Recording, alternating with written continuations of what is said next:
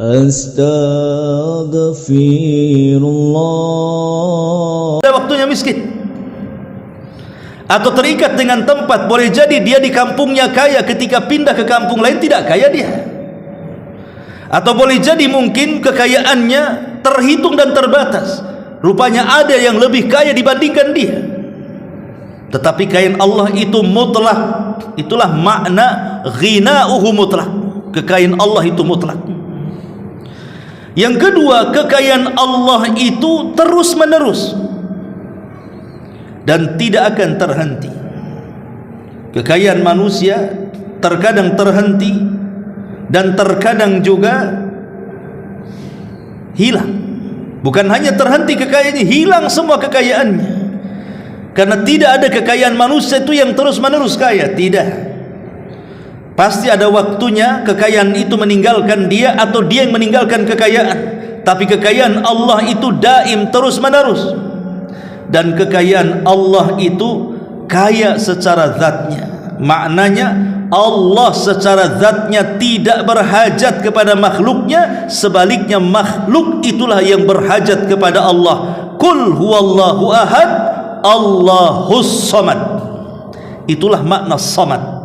Semua makhluk bergantung kepada Allah, tapi zat Allah tidak bergantung kepada siapapun. Itulah Al-Ghani, artinya Allah itu zat yang maha kaya. Kayanya mutlak, kayanya daim terus menerus, dan kayanya secara zatnya. Ma'asyiral muslimin yang dimuliakan Allah subhanahu wa ta'ala, dalam sebuah hadis qudsi Allah subhanahu wa ta'ala berfirman, ya ibadi, law anna awwalakum wa akhirakum wa insakum wa jinnakum qamu fi sa'idin wahidin fasa'aluni fa'a'taitu kulla wahidin mas'alatahu ma naqasa dhalika mimma indi illa kama yanqusul mihyad idza udkhilal bahr. Allah subhanahu wa ta'ala berfirman dalam hadis qudsi, wahai hamba-hambaku, kalaulah orang yang awal-awal di antara kalian digabungkan dengan orang yang akhir-akhir di antara kalian, jadi orang yang awal sampai yang akhir dikumpulkan jadi satu, kemudian dilibatkan jin dan manusianya, kemudian mereka berkumpul di sebuah lapangan yang sangat luas sekali, jin, manusia, dari mulai yang awal sampai yang akhir. Berapa tuh jumlahnya? Tidak ada yang tahu kecuali Allah. Fasa'aluni, semuanya meminta sesuatu kepadaku yang berbeda. Orang ini meminta yang lain, orang itu meminta yang ini, orang itu meminta yang lain lagi, dan begitu seterusnya. Kemudian apa kata Allah? Fa'a'taitu kulla wahidi mas'alatahu, pasti aku akan beri setiap satu orang sesuai dengan permintaannya. Mana qasadzalika mimma indi, kalaupun aku berikan semuanya kepada orang-orang yang meminta dari kalangan jin dan manusia, dari orang yang awal sampai yang akhir itu, mana qasadzalika mimma indi, itu tidak mengurangi kekayaan yang ada padaku, kata Allah, illa kecuali kama yanqusul mihyat idza udkhilal bahru, kecuali seperti jarum pentul yang dibenamkan ke dalam air lautan kemudian dicabut, disitulah ada tetesan di ujung dari jarum itu. Satu tetes itulah cukup untuk memberikan semua manusia dan semua jin. Itulah Allah subhanahu wa ta'ala, zat yang maha ghani, yang maha kaya.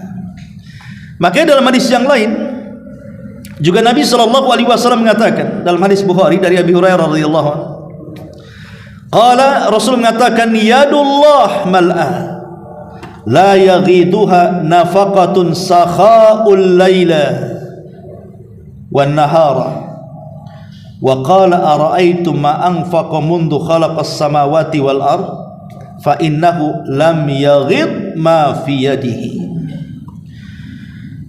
Nabi SAW mengatakan, tangan Allah selalu penuh, tidak kurang karena memberikan nafkah atau memberikan rizki kepada hamba-hambanya, dan selalu dermawan baik siang ataupun malam. Kemudian kata Rasul, Bukankah kalian telah melihat apa yang dibelanjakan Allah semenjak Dia menciptakan langit dan bumi, dan tidak berkurang sedikit pun yang ada di tangannya. Kalau kita punya uang banyak kemudian kita belanjakan, pasti habis. Seberapa banyak uang yang kita pegang, kalau kita terus belanjakan pasti habis. Tapi di sini Allah Subhanahu wa taala setiap hari membelanjakan, memberikan kepada hamba-hambanya dari kekayaannya. Bahkan setiap sepertiga malam Allah Subhanahu wa taala menawarkan kekayaannya dan mengatakan, man yad'uni fa astajibalah wa man yas'aluni fa u'tiyah wa man yastaghfiruni fa aghfiralah. Siapa yang minta ku kasih, siapa yang berdoa ku beri, dan siapa yang minta ampun ku ampuni. Setiap sepertiga malam, dan itu setiap hari. Allah berikan setiap orang yang meminta di sepertiga malam. Apakah kurang yang ada di sisi Allah? Tidak. Tidak berkurang sedikit pun. Allah itu kaya, tidak berkurang sedikit pun, kecuali hanya satu tetes yang di ujung jarum itu saja. Itu sudah diperebutkan oleh seluruh manusia dan seluruh jin, dan itu sudah mencukupi mereka. Kalau kekayaan Allah Subhanahu wa taala sebegitu dahsyatnya, lalu kenapa kita tidak yakin kepada Allah dan meminta sesuatu kepada Allah? Idza sa'alta fas'alillah wa idza sta'anta fasta'in billah. Kenapa kemudian kita merasa khawatir kalau ada orang dipecat dari perusahaan yang umpamanya, kalau ada orang di PHK atau gulung tikar usahanya, merasa bahwa rizkinya sempit sampai di situ? Dia tidak yakin Allah itu Ghani, Maha Kaya. Allah bisa mengayakan seseorang dalam sekejap sebagaimana Allah bisa memiskinkan dalam sekejap. Tetapi keyakinan Allah Subhanahu wa taala zat yang Maha Kaya harus tertanam pada diri kita, supaya kita senantiasa berhajat dengan Allah, menjadi hamba Allah, fakir dengan Allah Subhanahu wa taala. Jangan seperti orang Yahudi yang menghina Allah Subhanahu wa taala dengan mengatakan, innallaha faqirun wa nahnu aghniya. Allah itu fakir, kata orang Yahudi. Allah itu fakir, kami yang kaya. Kurang ajar tidak? Kurang ajar. Cemana orang Yahudi mengatakan seperti itu? Allah fakir, kami kaya. Sombong. Ya. Tapi jadilah seorang yang beriman bahwa kita ini fakir, Allah itu kaya. Al-Imam Ibnu Al-Athir rahimahullahu ta'ala ketika memberikan makna apa itu Al-Ghani, beliau mengatakan, huwa alladhi la yahtaj ila ahadin fi syai'in wa kullu ahadin muhtaju ilaih. Dia adalah zat yang tidak berhajat kepada siapapun, tapi siapapun sangat berhajat kepada Allah Subhanahu wa ta'ala.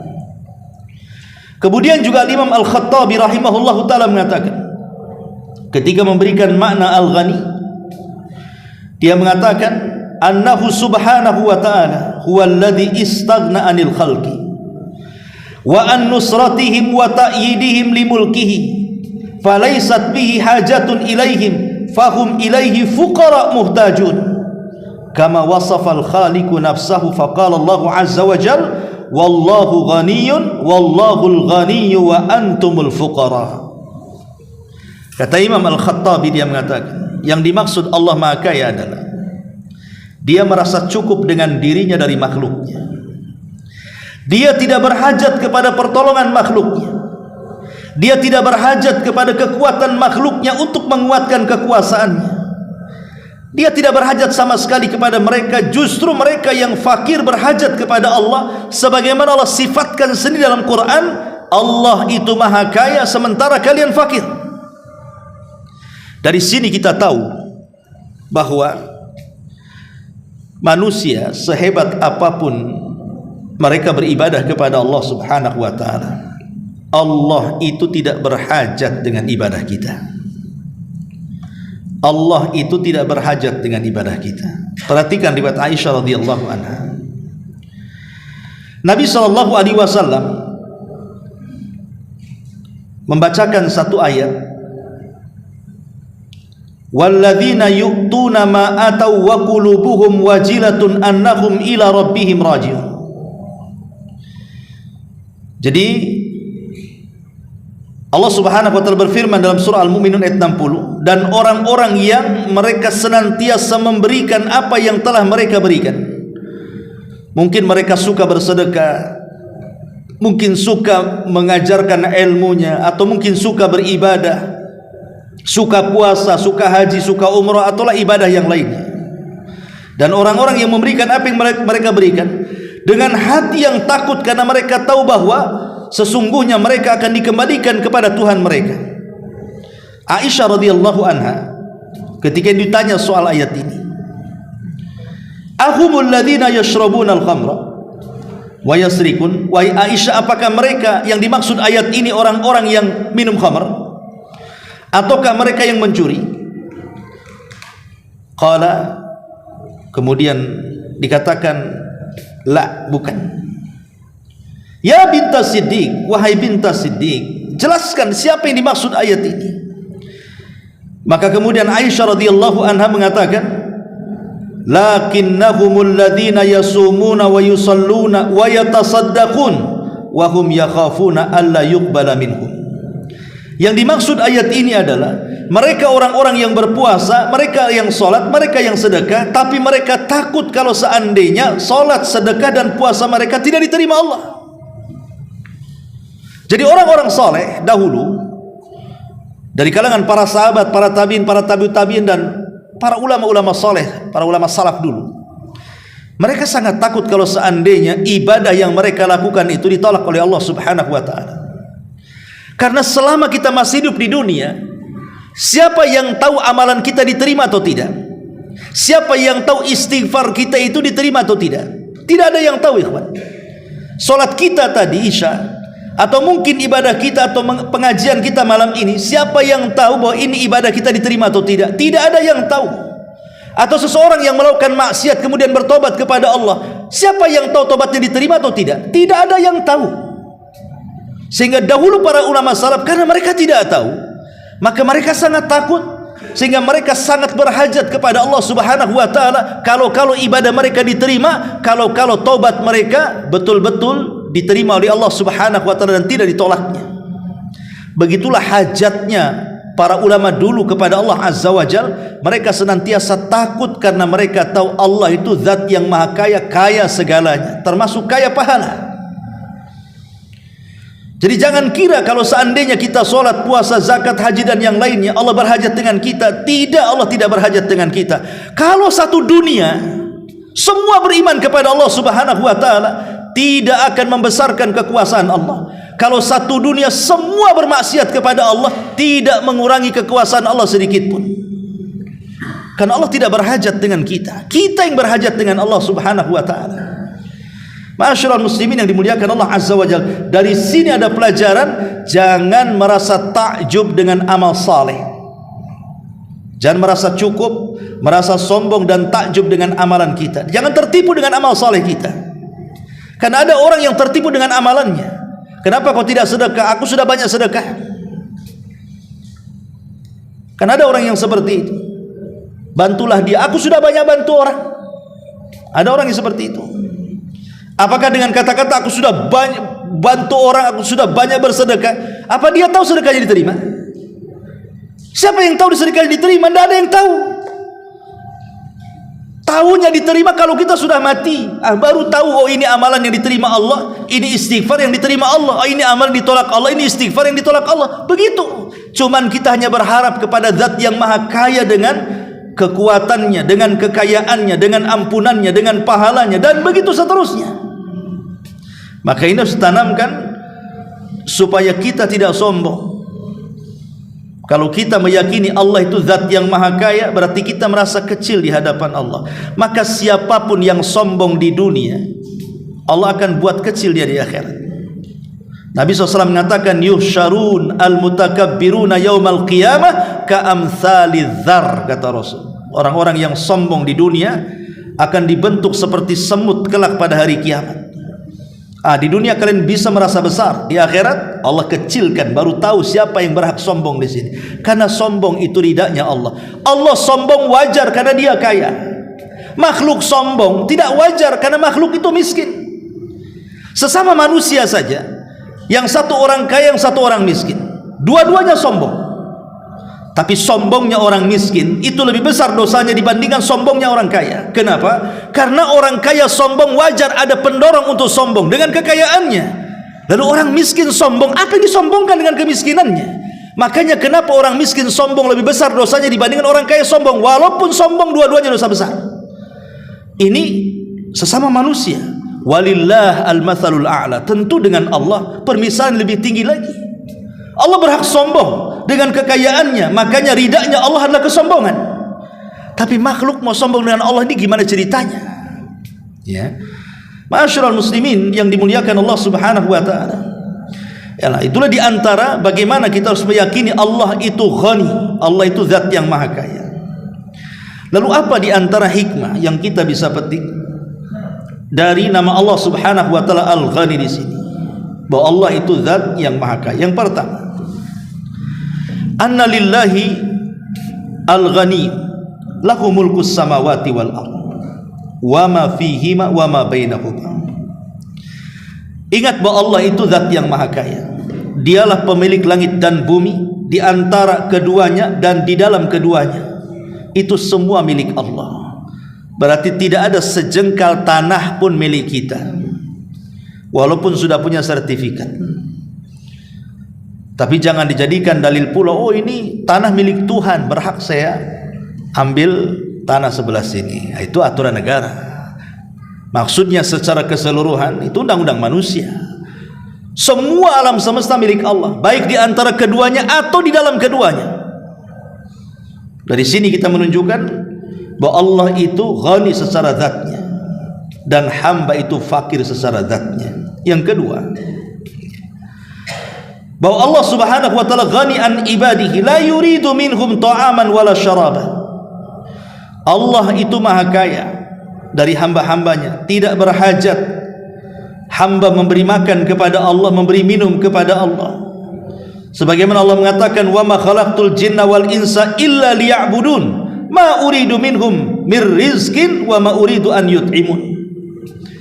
Tidaklah aku ciptakan jin dan manusia kecuali supaya mereka beribadah. Aku tidak menghendaki dari mereka memberikan rizki kepadaku, atau aku tidak menghendaki dari mereka, kata Allah, mereka memberi makan kepadaku. Allah tidak berhajat soal itu. Kalau ada sekarang sesembahan yang disembah selain daripada Allah, kemudian harus menyediakan buah-buahan, sesajen dan yang semacamnya, kemudian diletakkan di depan berhala tersebut, maka Allah berbeda dengan berhala-berhala, karena Allah tidak berhajat dengan itu. Bagaimana Allah berhajat dengan pengabdian, dengan makanan-makanan yang ditaruh sebagai sesajen kan gitu? Allah tidak berhajat dengan itu. Kemudian yang ketiga, an yata'affaf al-mu'min an amwalin nas. Kalau kita tahu Allah itu zat yang maha kaya, maha mencukupi segala-galanya, maka seorang mukmin harus menjaga kehormatannya dari harta-harta manusia dan kebutuhan manusia, agar tidak meminta kepada manusia kecuali kepada Allah Subhanahu wa taala. Jangan meminta kepada makhluk. Makhluk itu tidak akan memberi. Tapi mintalah kepada zat yang setiap hari tangannya memberi kepada makhluknya, Allah Subhanahu wa taala. Dalam sebuah hadis, ada seseorang datang kepada Ali radhiyallahu anhu, "Ya Ali, aku sudah berusaha keras untuk supaya cukup kehidupanku. Tidak kaya tidak ada masalah, yang penting cukup. Tapi aku senantiasa susah hidup, susah makan, susah ekonomi. Ada enggak amalan-amalan yang bisa kubaca?" Maka Ali radhiyallahu anhu mengajarkan, kalau begitu bacalah doa yang diajarkan Nabi sallallahu alaihi wasallam. Allahumma kfini bihalalika an haramik wa aghnini amman siwa wa aghnini min fadlika amman siwa. Allahumma kfini bihalalika an haramik. Ya Allah, cukupkan aku dengan yang halal yang Engkau berikan kepadaku daripada yang haram yang Kau larang dariku, dan cukupkan dengan karuniamu ya Allah dari selainmu. Cukupkan, berikan kekayaan kepadaku agar aku tidak meminta kepada selainmu. Maka ketika kemudian doa ini diulang-ulang setiap hari, tidak butuh waktu lama, tiba-tiba dia datang kepada Ali radhiyallahu anhu dan mengatakan, "Ya Ali, Allah sudah bukakan pintu-pintu rizki kepadaku." Harus yakin, jangan coba-coba. Allah jangan dibuat coba-coba. Coba-coba saja kata Ustaz baca doa ini. Bukan begitu. Allah itu zat yang maha yakin, tidak boleh diibadahi kecuali dengan keyakinan, bukan dengan coba-coba dan keraguan. Seperti Abu Umamah Al-Ansari radhiyallahu an, penuh dengan hutang, stres hidupnya. Akhirnya dia datang ke masjid, kemudian mojok di pojok masjid sambil sholat, berdoa dan begitu seterusnya. Tiba-tiba Rasul datang dan mengatakan, "Ya Aba Umamah, ngapain kau di masjid? Ini bukan waktu sholat." Karena waktu itu waktu duha. Harusnya waktu duha itu orang kerja. Ini bukan waktu sholat, ngapain kau di sini? Gitu ya. Maka Abu Umamah mengatakan, "Ya Rasulullah, humumun lazimatni wa duyunun." Rasul, stres yang meliputi aku dan hutang yang melilitku, katanya. Maka Nabi SAW mengatakan, "Maukah ku ajarkan kepadamu sebuah doa yang kalau kau baca di waktu petang dan juga pagi hari, maka insya Allah Allah akan lepas seluruh kesulitanmu dan Allah akan hilangkan semua hutang-hutang." Maka kata Umar, "Tentu wahai Rasul, doa apa itu?" Maka Nabi SAW mengajarkan doa, salah satunya doanya, "Allahumma inni a'udzubika min ghalabati daini wa qahrir rijal." Ya Allah, aku berlindung kepadamu jangan sampai aku terbebani dengan hutang ataupun jasa baik manusia kepadaku yang menahanku agar aku tidak mengatakan yang hak kepadanya. Ada orang hutang bukan karena uang, tapi hutang budi. Kalau hutang uang jelas bayar uang kan itu. Kalau hutang budi, kadang-kadang kita menasihati segan, nggak enak saya, dia sudah baik sama saya, nasihati, Anda bisa. Ada orang akhirnya tidak bisa mengatakan yang hak karena apa? Hutang budi kan gitu. Padahal dia tidak boleh. Ya. Tidak boleh kita ini menahan kebenaran karena hutang budi. Makanya di sini Rasul mengatakan, "Allahumma inni a'udzubika min ghalabati daini wa qahrir rijal." Ya Allah, aku berlindung kepadamu dari terkalahkan hutang dan terkalahkan oleh hutang budi manusia kepadaku. Masyaallah muslimin yang dimuliakan Allah. Jadi asar imaniahnya ketika kita yakin Allah Maha Kaya, maka kita tidak akan meminta kecuali kepada Allah, dan kita berusaha untuk menjaga kehormatan untuk meminta-minta kepada selain Allah Subhanahu wa taala. Kemudian juga yang keempat, annallaha likamali ghina. Allah Subhanahu wa taala dengan kesempurnaan kekayaannya itu qadirun ala an yudhiban nas wa ya'ti bi khalqin jadid. Allah sanggup membinasakan semua manusia dan Allah datangkan manusia generasi baru. Allah berfirman dalam Al-Qur'an surah Al-An'am 133, "Wa rabbukal ghanidur rahmah." Dan Allah adalah Rabbmu yang maha kaya, pemilik kasih sayang. Iyasha yudhibkum. Kalau Allah mau, Allah lenyapkan kalian. Wa yastakhlifu min ba'dikum, dan Allah ganti umat sesudah kalian. Dan kita lihat bagaimana Allah Subhanahu wa taala mengganti generasi ke generasi dari sejak Adam sampai sekarang. Itu kekuasaan Allah Subhanahu wa taala. Kalau Allah mau, sudahlah, selesai sampai kaum Nuh saja selesai kena banjir, nggak ada manusia lagi. Tapi tidak, Allah ganti, ada generasi lagi, ada generasi lagi sampai hari ini. Dan itu maha kaya. Lah ketika Allah Subhanahu wa taala, kemudian selanjutnya yang kelima, ketika Allah Subhanahu wa taala zat yang maha kaya, artinya Allah pasti memberi dengan kekayaannya, karena Allah itu tidak bakhil, tidak kikir, tidak pelit. Tetapi manusia ini terkadang salah paham. Ada orang mengira bahwa kekayaan yang Allah anugerahkan itu hanya sebatas kepada kekayaan harta, jabatan, pangkat ataupun kepemimpinan. Hanya sebatas itu saja. Dibilang orang kaya, ya itulah kaya. Kalau dia punya gedung, kalau dia punya rumah mewah, kalau dia punya kendaraan hebat, kalau dia punya perusahaan, kalau triliunan uangnya, itulah orang kaya. Seorang mukmin tidak sesempit itu kekayaan yang Allah Subhanahu wa taala berikan kepada kita. Bahkan lebih daripada itu, amal saleh, iman, takwa, ilmu, itu bagian daripada kekayaan yang Allah anugerahkan kepada kita. Bahkan kesehatan. Lalu apa gunanya orang kaya kalau sakit? Nggak ada gunanya kan? Pamannya ada orang kaya dari kecil sampai dia tua, dia mengumpulkan hartanya sehingga dia bisa membuat istana. Setelah tua tinggal menikmati, tiba-tiba dia sakit. Tabaring, tidak bisa bangun. Jangan cerita memanfaatkan masa tuanya dengan jalan dengan mobil mewahnya, atau dengan jalan ke luar negeri untuk melihat pemandangan dunia. Melihat tamannya saja harus dipapah oleh dokter ataupun mungkin perawat atau mungkin pembantu. Susah hidupnya, makan pun harus diatur. Jadi kekayaan itu bukan hanya sebatas kaya saja, karena terkadang kaya menjadi tersiksa ketika dia tidak sehat. Maka sehat itu bagian daripada kekayaan. Kenapa Nabi SAW sampai mengatakan, man asbaha minkum aminan fi syirbi, mu'afan fi jasadihi, walahu qutu yaumihi, faka'annama hizat lahu dunya bi ahadafiriha, kata Rasul. Man asbaha minkum aminan fi syirbi, siapa yang di waktu paginya, kata Rasul, dia merasa aman. Aman itu kekayaan yang Allah anugerahkan kepada kita.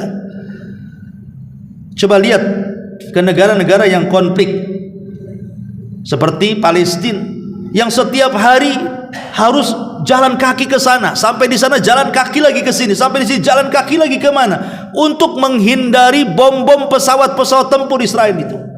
Enak hidup kayak seperti itu? Walaupun punya uang banyak, gak mungkin enak hidup kayak gitu itu. Karena terancam jiwanya kan gitu. Makanya keamanan itu nikmat Allah terbesar, dan ini kekayaan yang Allah anugerahkan kepada kita. Syukuri kita hidup di negeri aman. Ya. Kemudian yang kedua, mu'afan fi jasadi, diberikan nikmat berupa kesehatan badan. Karena kekayaan juga percuma kalau dia sakit, apalagi sampai stroke, apalagi sampai terbaring, apalagi sampai tidak bisa bangun, apalagi sampai koma, naudzubillah. Apa yang dinikmati dari kekayaan? Jadi sehat itu juga bagian daripada kekayaan.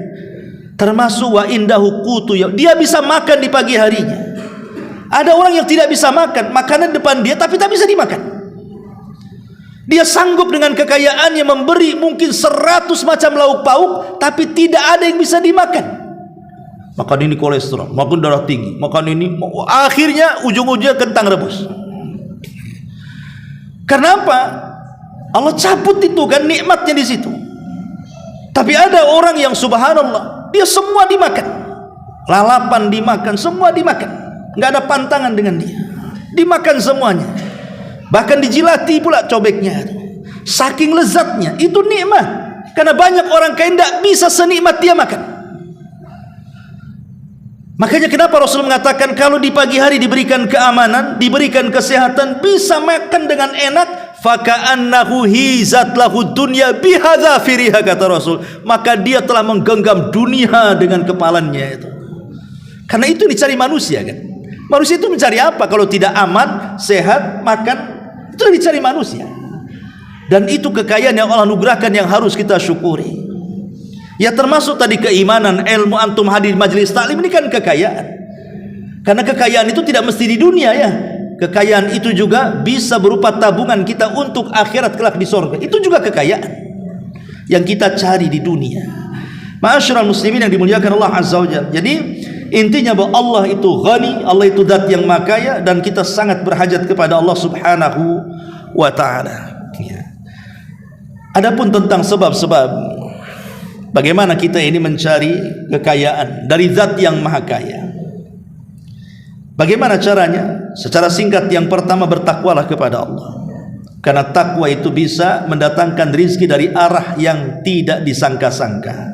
Wa man yattaqillah yaj'al lahu makhraja wa yarzuqhu min haitsu la yahtasib. Siapa yang bertakwa kepada Allah, Allah akan carikan jalan keluarnya, dan Allah berikan rizki dari arah yang tidak disangka-sangka. Dua, perbanyak taubat dan istighfar. Nuh alaihi salatu wassalam, ketika terjadi paceklik di zamannya, di zaman Nabi Nuh kan paceklik 40 tahun lamanya. Anda bisa bayangkan 40 tahun paceklik seperti apa tuh bumi itu. Maka Nuh menasihati kaumnya. Apa nasihat Nuh kepada kaumnya di saat-saat paceklik tidak hujan selama 40 tahun itu? Allah gambarkan dalam surah Nuh ayat 10 sampai 12. Faqultu astaghfiru rabbakum innahu kana ghafara yursilis sama 'alaikum midrara wa yumdidkum bi amwalin wa banin wa yaj'al lakum jannatin wa yaj'al lakum anhara. Kata Nuh kepada kaumnya, perbanyaklah istighfar kepada Rabb kalian, karena dia zat yang maha pengampun. Kalau kalian berperbanyak istighfar, kata Nuh, Allah akan kirim dari langit air yang deras, dan Allah subhanahu wa ta'ala akan memperbanyak harta dan keturunan bagi kalian, dan Allah akan jadikan kebun kalian lebat dan sungai kalian penuh dengan air. Lihat, istighfar itu membawa kekayaan dari Allah subhanahu wa ta'ala. Yang ketiga, sidqut tawakkul. Harus jujur ketika bertawakal kepada Allah azza wa jalla. Nabi SAW mengatakan, lau antum tatawakkaluna ala Allah haqqa tawakkuli la ruziktum kama yurzaqut tayr yaghdu himasan wa taruhu bitana. Kalau kalian betul-betul bertawakal dengan sebenar-benar tawakal kepada Allah, kalian akan diberikan rizki persis seperti burung diberikan rizki oleh Allah subhanahu wa ta'ala, keluar dari sangkarnya dalam kondisi lapar, pulang pula sudah kenyang dan mampu untuk memberikan makan anak-anaknya. Lihat burung. Burung itu tidak punya sertifikat, tidak punya ijazah, tidak pernah ikut seminar, tidak pernah sekolah burung. Tapi burung ini hebat. Allah berikan insting. Dia kalau keluar dari sarangnya, dia akan melihat makanan dari atas langit. Dan Allah subhanahu wa ta'ala sudah beri insting. Dia bisa mengenali makannya yang ada di bumi dengan pandangan yang tajam dari langit. Kadang-kadang kita manusia tidak tahu kalau di bawah kaki kita ada makanan burung tuh. Tapi burung dari langit, dia mampu melihat makanan di bumi. Setelah melihat makanan di bumi, maka dia akan panggil semua kawan-kawanannya. Di sini ada makanan, walaupun sedikit mereka berbagi. Itulah burung. Kalau manusia tidak gitu. Kalau sedikit ya tidak bilang-bilang, banyak lebih tak bilang-bilang lagi. Lagi susah baru stres, baru bilang-bilang ada kerjaan enggak kan itu. Itulah manusia. Ya. Ma'asyiral muslimin yang dimuliakan Allah azza wa jalla. Kemudian yang keempat, silaturahim. Perbanyak silaturahim. Terkadang dengan banyak relasi bersilaturahim dengan keluarga, dengan kawan, dengan apa, terkadang terbuka pula jalan bisnis di situ. Kemudian juga memberikan sedekah, ini jelas ya. Kalau kita yakin bersedekah itu pasti Allah akan ganti. Ya ibna Adam, unfik anfik alika. Wahai anak Adam, bersedekahlah, aku akan berikan harta kepadamu. Kemudian yang nomor 6, kalau memang punya kemauan untuk haji dan umrah, hajilah dan umrah. Karena haji ataupun umrah bisa menghilangkan kefakiran, sebagaimana hadis mengatakan, tabi'u bainal haji wal umrah fa innahuma yanfiyanil faqra. Ikuti haji dengan umrah karena keduanya bisa menghilangkan kefakiran. Kemudian yang nomor 7, menikah. Bagi anak-anak muda, menikah. Allah mengatakan dalam surah Nur 32, iyakunu fuqara yughnihimullah. Kalau sewaktu kalian menikah fakir, pasti kalian akan diberikan kekayaan. Siapa di antara kita yang sebelum menikah punya rumah, punya tanah, punya mobil? Enggak ada. Kecuali hanya orang-orang tertentu saja. Tapi umumnya manusia itu fakir dulu. Baru setelah menikah, baru terpikir ingin ngontrak, baru terpikir pengen beli tanah, baru terpikir pengen buat rumah, baru terpikir pengen isi rumah. Akhirnya dia kaya punya semua tuh. Ya. Karena menikah itu salah satu jalan terbukanya rizki. Kemudian yang nomor 8, al-iktsar minal ibadat wa tafriq ba'di waqtilah. Perbanyak ibadah kepada Allah azza wa jalla. Kemudian luangkan waktu untuk meminta sesuatu kepada Allah dalam ibadah kita ini. Kemudian nomor 9, tarkul ma'asi wa dzunub, meninggalkan maksiat dan dosa. Kalau ada yang mengatakan, Ustaz, itu orang itu tidak pernah sholat, maksiatnya jalan tapi usahanya lancar, itu istidraj.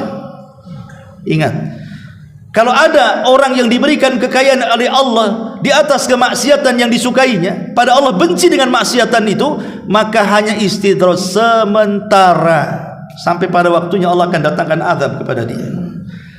Kemudian yang terakhir juga adalah asyukru waridha. Bersyukurlah kepada Allah atas nikmat yang Allah anugerahkan kepada kita. La in syakartum la azidannakum. Kalau kalian bersyukur, ku tambah. Kemudian redha. Redha itu artinya qanaah. Qanaah itu artinya merasa cukup dengan pemberian Allah, sedikit atau banyak. Redhalah dengan pemberian itu. Karena kalau seandainya kita tasahud, menolak takdir dengan pemberian, justru kita akan disempitkan rizkinya.